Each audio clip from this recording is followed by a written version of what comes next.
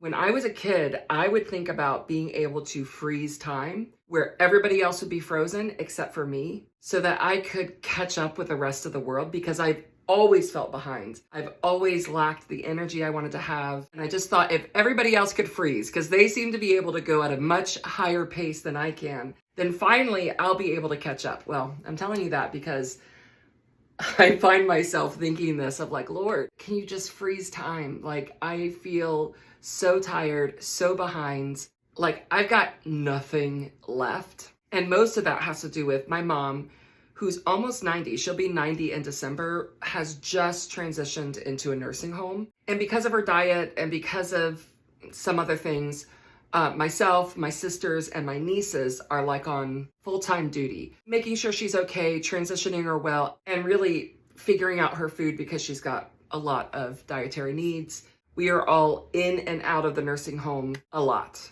I go roughly about 5 times a week, and that's just a lot to add into a week that I already feel behind.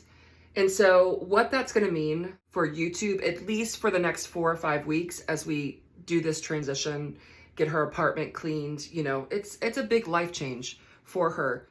These videos are going to be so short and so simple and really just the thoughts that I'm having at the current moment because it's all I can do. So today's YouTube thought is, as I felt empty, like empty, I find myself as I'm in relationship with these humans that are in my house, as I'm doing ministry, as I'm with my friends, as I'm with my mom, realizing how easy it is to forget God in the middle of it.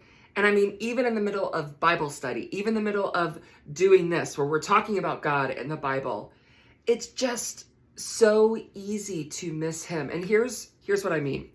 I will catch it when I read something like Deuteronomy 30. It will wash over me and remind me of how far I've drifted from reveling in, from pondering and thinking about, from fixing my eyes toward him. And I mean like this internal eyes toward him, how quick that slips. I think because I've been so parched on the inside, so dry, because of the busyness and the season of life, this is like water to my soul. So I'm just going to read it to you. This is Deuteronomy 30, verses 19 and 20. And this is Moses speaking. He is pleading with them to choose life. He says, now choose life so that you and your children may live. Listen to his voice and hold fast to him, for the Lord is your life. And so I keep thinking about this idea of loving him in a way that I'm actually listening to him.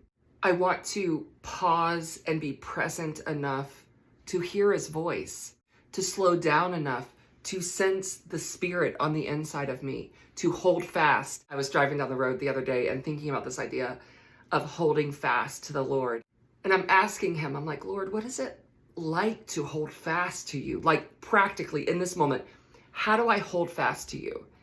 And this image came to my mind of our daughter Adora when she was really little. I mean, maybe 6 months old or so. She could like support herself up, but she would clench her little fists like on our clothes, almost like a little monkey. She would hold fast to us. We were her security. And so I just keep thinking about that and asking God to slow me down, to help me enter into his presence in the car and as I'm getting dressed, as I'm doing the things that I need to do, that he would be my life, not in theory, but in actual practice. I don't know how to explain it. And I know that this is coming from my way of thinking and my personality and disposition. I'm not saying this is how everybody will experience it. But for me, as I ask him those questions, as I look for him, I can just feel this wash come over me that I think I would describe as feelings of peace, sensing him near, a sense of, yes, right question, Melissa. Yes, fix your eyes back up on me. Yes, I will be the one to satisfy you. You are thirsty and I will be the water for you, Melissa. In Bible Lab, we're reading 2 Corinthians, and somewhere in there, I've been listening to the book of 2 Corinthians on repeat. So somewhere in the book, Paul is talking about what a terrible time they were having in Macedonia, I believe. And he's like, we just thought we were going to die. We had so much trouble that we thought, this is it. These are my words, not his exactly, but something like, but I'm really grateful for it because it forced us to trust in God. And I think that's what I feel the most now, is in a season where to actively do the actions that I need to do, the people I need to talk to, the people I need to serve. It is far beyond what I can actually do in my own strength, that I'm having to tap in and ask God, Lord, would you do this? Because I can't do it. So I need you to do it. I cannot say I'm as happy as Paul was as he wrote that. He was just like praising God and rejoicing. I'm not quite there, but I have a tiny bit of gratitude that I feel like this muscle is being worked and used to slow me down, to acknowledge him, and to ask for his help in the actual doing. Okay, that's it for this week. I will see you next Sunday at 2 o'clock.